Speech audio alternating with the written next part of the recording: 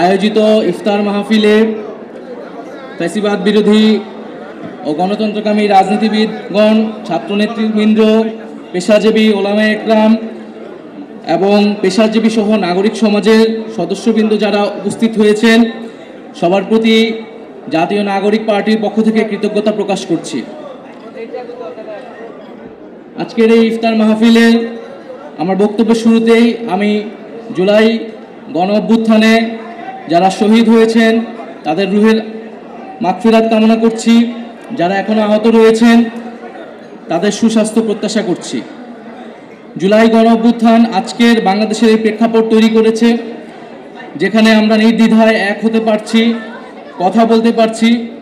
মহান আল্লাহ তাআলা এবং সেই হাজারো শহীদদের প্রতি আমরা শুকরিয়া জ্ঞাপন করি। সেজন্য রমজান মাস আমাদের আত্মশুদ্ধি, ধৈর্য এবং সহানুভূতি শিক্ষা দেয়। পারস্পরিক সৌহার্দ্য ও সম্প্রীতির অনুশীলন আমাদের সমাজের মূল্যবোধ পরিবর্তনে সহায়ক হবে।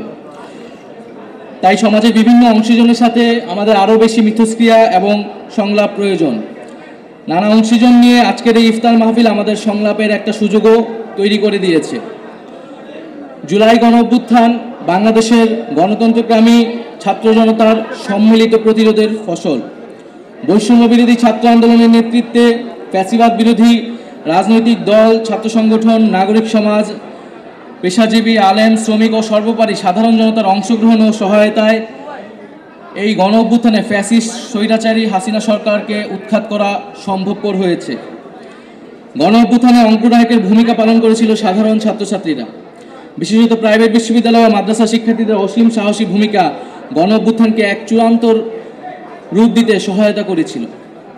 এই গণ অভ্যুত্থানে কারো অবদানই কারো থেকে কম নয়। জুলাই আমাদের নতুন বাংলাদেশের ঐক্য ও মিলনের জায়গা তৈরি করেছে। মুক্তিযুদ্ধের সাম্য, ন্যায় বিচার ও মানবিক মর্যাদার আকাঙ্ক্ষা জুলাই গণ অভ্যুত্থানে আমাদের মধ্যে নতুন করে জাগ্রত হয়েছে। আমাদের মধ্যে নানা বিষয়ে মতপার্থক্য হতে পারে, নীতিগত বিরোধ হতে পারে, তর্ক বিতর্ক হতে পারে, কিন্তু গণতান্ত্রিক সম্পর্ক, সংলাপ ও মিথস্ক্রিয়া যাতে এর কোনো ছেদ না পড়ে। জাতীয় ঐক্য ছাড়া ফ্যাসিবাদকে সম্পূর্ণভাবে বিলোপ করা বা পরাস্ত করা সম্ভব নয়। আমরা যাতে ভুলে না যাই, দেশের বিপদ এখনো কাটে নাই। বাংলাদেশ বিরোধী শক্তিরা এখনো ষড়যন্ত্র করে যাচ্ছে। রাজনীতিবিদ এবং অভ্যুত্থানের শক্তিদের মধ্যে অনৈক্য, সামরিক বেসামরিক আমলাতন্ত্র, মাফিয়া, লুটেরা, ব্যবসায়িক শ্রেণী ও ষড়যন্ত্রকারী নানান বৈদেশিক শক্তিকে সুযোগ করে দিতে পারে। তাই আমরা যাতে এই বিষয়ে সবসময় সচেতন থাকি। আমরা আমাদের নিজেদের মধ্যে নিজেদের লক্ষ্য আদর্শ নিয়ে জনগণের কাছে যাব। আমাদের মধ্যে নীতিগত বিরোধ হবে, কিন্তু জুলাই গণ অভ্যুত্থানে আমাদের যে ঐক্যের জায়গা তৈরি করেছে ফ্যাসিবাদের বিরুদ্ধে এবং গণতন্ত্রের পক্ষে, আমরা সেই ঐক্যের জায়গা থেকে কখনোই সরে যাব না। জাতীয় নাগরিক পার্টি বাংলাদেশের শাসন কাঠামোর পরিবর্তন চায়। শাসন কাঠামোয় মৌলিক এবং গুণগত পরিবর্তনের মাধ্যমে দেশের সাংবিধানিক, অর্থনৈতিক, রাজনৈতিক এবং সাংস্কৃতিক ভিত্তিপ্রস্তর স্থাপন করতে চায়।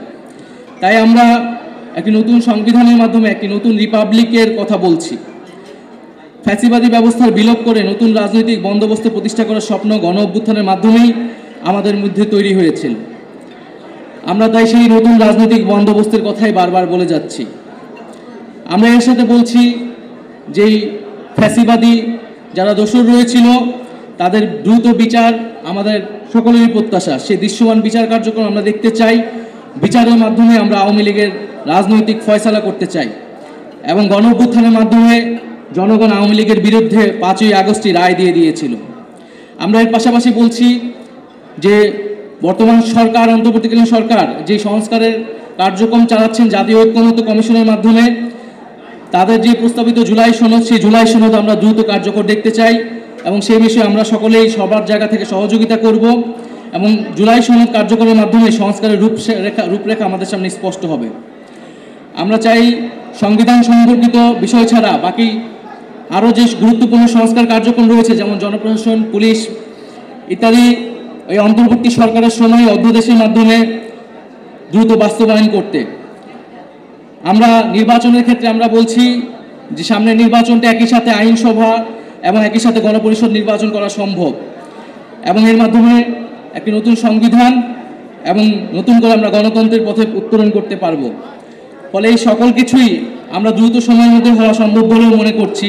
সরকার যে নির্ধারিত সময় দিয়েছে সেই নির্ধারিত সময়ের মধ্যেই এই সকল কার্যক্রম করে নির্বাচনের দিকে যাওয়া সম্ভব।